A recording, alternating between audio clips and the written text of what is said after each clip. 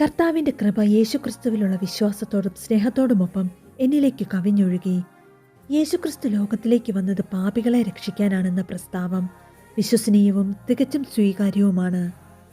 പാപികളിൽ ഒന്നാമനാണ് ഞാൻ, എങ്കിലും എനിക്ക് കാരുണ്യം ലഭിച്ചു. അത് നിത്യജീവൻ ലഭിക്കാൻ യേശുക്രിസ്തുവിൽ വിശ്വസിക്കാനിരിക്കുന്നവർക്കൊരു മാതൃകയാകത്തക്ക വിധം പാപികൾ ഒന്നാമനായ എന്നിൽ അവൻ്റെ പൂർണ്ണമായ ക്ഷമ പ്രകടമാകുന്നതിനു വേണ്ടിയാണ്.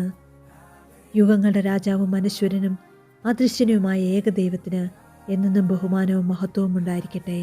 ആമേൻ. 1 തിമോത്തിയോസ് 1 അധ്യായം 14 മുതൽ 17 വരെ തിരുവചനങ്ങൾ.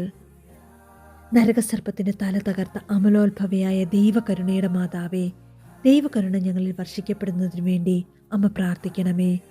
നിർമ്മല ഹൃദയനാഥനായ വിശുദ്ധ യോസേപ്പ് പിതാവേ, ഞങ്ങൾക്ക് വേണ്ടി അപേക്ഷിക്കണമേ. Hallelujah.